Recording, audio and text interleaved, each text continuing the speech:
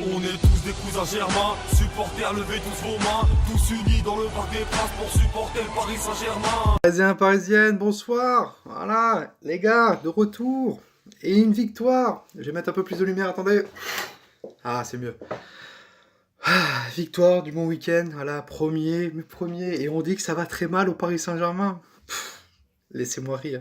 Laissez-moi rire. Hein, on va parler juste avant de cette fake news que Europe 1 a dévoilée, comme quoi Nasser Khelaifi serait sur le départ du PSG parce que Enrique fait trop sa loi.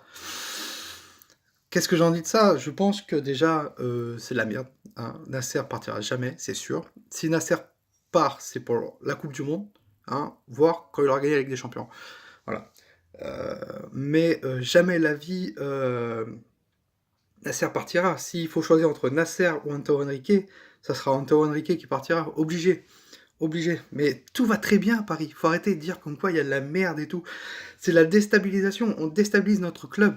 Hein. On dit de la merde pour notre club parce que Paris, c'est le centre du monde hein, dans le monde du football. Hein. On est beaucoup critiqué, mais on s'en bat les couilles parce que nous, supporters parisiens, nous devons contre-attaquer quand il y a une news comme à la con. Nous devons aller sur Twitter dire non, c'est impossible, nanana.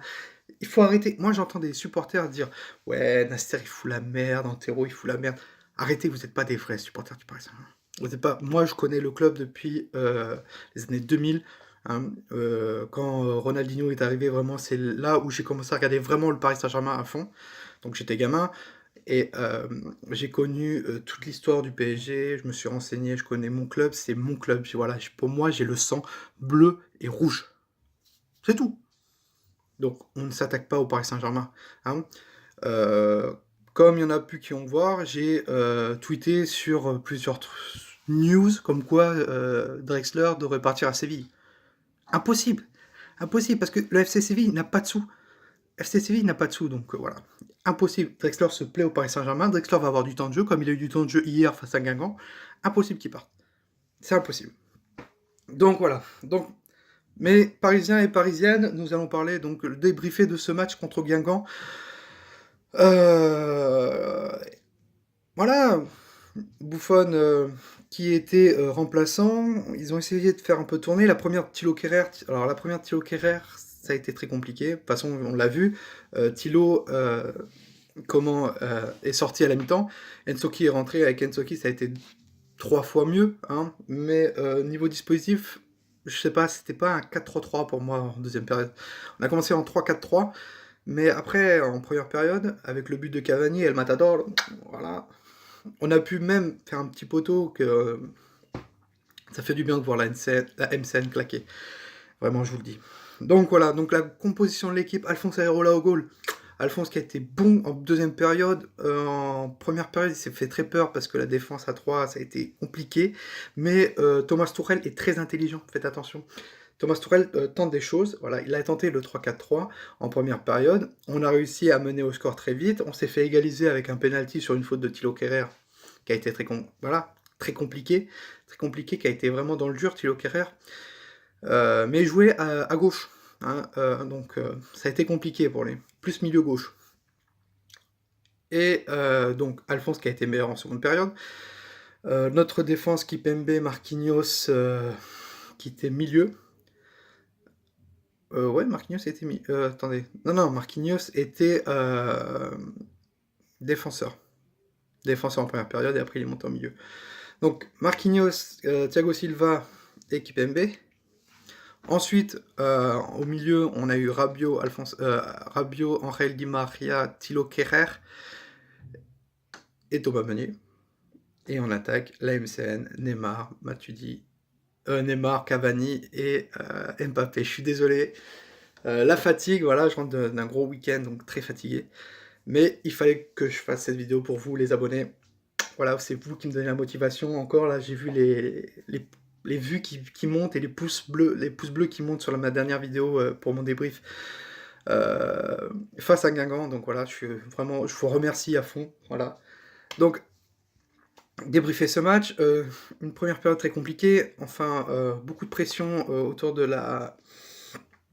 de Angers. On arrive à marquer grâce à Edinson Cavani. De toute façon, la MCN a été énorme ce soir. Henri Di Maria, il a été très bon. On a eu un Adrien Rabiot énorme, super. Adrien, je comprends pas pourquoi ce mec nous fait des caprices à la con.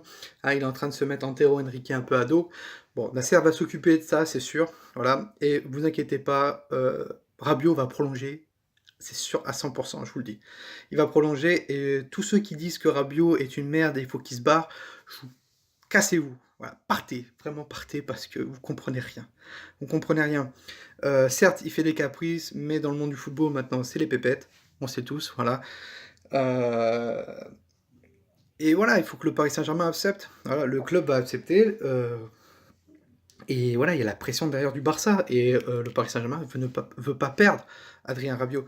Donc à un moment donné, le PSG va vraiment accepter ce caprice d'Adrien, voire un peu moins. Comme ça, les deux vont être en entente. Et voilà, ça va se faire. Donc voilà pour le cas Adrien Rabiot qui a été très très bon. Voilà. Ce qui gênait en première période, c'est que Henri Di Maria montait trop. Donc en gros, Adrien Rabiot était tout seul au milieu de terrain. Il y avait beaucoup d'espace en milieu de terrain. Voilà pourquoi ça a permis à Angers d'avoir de l'espace pour ensuite contre-attaquer. Cavani, voilà, Edinson, premier but en championnat, voilà. La MCN, voilà. Mbappé, Neymar. Neymar, il a été énorme. Neymar en 10, c'est super. Et si vous regardez bien, depuis que Neymar est en 10, il fait à chaque fois une passe D et un but. Chaque fois. Là, aujourd'hui, une passe D, un but. C'est tout. Rabiot, il a été énorme aussi. Il a permis à des occasions de se concrétiser. Donc voilà, Ensoki, il a été super bon, une super entrée d'Ensoki, vraiment. Moi, Ensoki, je le voyais pas latéral gauche, je le voyais plutôt milieu gauche, voilà, en seconde période. Donc après, voilà. En gros, je voyais plus un 3-1-3. Avec le 1, donc c'est le 10 de Neymar. 3 avec Di Maria, Cavani, Mbappé, Ensoki, Rabiot et... Ah bref, bon bref, vous voyez ce que je veux dire. Donc voilà, donc je voyais ça, et ouais, la MCN qui claque en feu, voilà, vraiment. C'était l'anniversaire du petit à Neymar aussi, donc 3-1. Merci à la MCN, merci au Paris Saint-Germain, merci aux supporters présents, voilà, qui a fait énormément de bruit, je trouve, qui a fait beaucoup de bruit. Super, c'était excellent, vraiment, j'ai passé un super moment. La première période, un peu moins.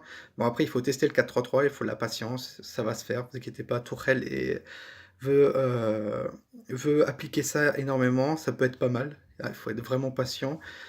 Comme Marquinhos a dit, le coach veut impérativement ceci, enfin, quand il a quelque chose en tête, il veut ça, et très rapidement, donc ils vont bosser pour le faire, vous inquiétez pas. Et même si ça doit passer du temps, si en première période il faut que ça passe en 3-4-3 et en seconde période en 4-3-3, pourquoi pas. Voilà, je trouve que Tourelle, il apporte vraiment cette technique incroyable, c'est incroyable, et il peut tellement changer de choses en quelques minutes, et vraiment c'était... Et puis voilà, on voit plus le Paris Saint-Germain défendre, par exemple s'il y avait 1-1, non, on attaque, même quand il y a 1-0, on attaque. Chose qui m'a un peu déplu, c'est vers la fin de match où Neymar et Mbappé, ils ont commencé à faire leur petit passement de jambes et tout. En parlant de passement de jambes, le coup du sombrero de Neymar pour une passe de Thomas Meunier, je vous conseille d'aller voir, vous faites sombrero Neymar contre Angers, vous verrez. Donc voilà, 3 points, premier championnat, Mercato pour moi, de toute façon j'ai toujours dit, latéral gauche, ça serait Raphaël Guerreiro qui va venir, c'est sûr. Il parle de Juan Bernat, peut-être, mais Philippe et Luis, c'est trop vieux, faut pas.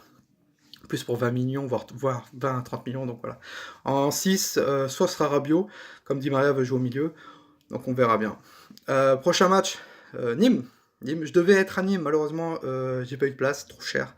Malheureusement, voilà, comme je suis du sud, voilà, trop cher malheureusement, mais on verra ça, vous inquiétez pas, on essaiera de faire un live direct et un débrief en direct, soit au bar, quand je serai au bar ou ici. Donc voilà, on se retrouve très vite, vous inquiétez pas, et surtout, Paris premier, et je ferai peut-être une vidéo live pour le mercato. Allez, et surtout, n'oubliez pas, pour ceux qui travaillent, voilà, et Paris est magique et pour ceux qui travaillent, bonne chance à tous. La rentrée arrive bientôt, donc pour ceux qui reprennent l'école, bonne chance à vous et surtout, n'oubliez pas, Paris est magique. La classe de Thiago Silva, l'expérience de Thiago Motta. On a tous été stupéfaits par les nouveaux records de Libra et chantons. Allez Paris, allez Paris.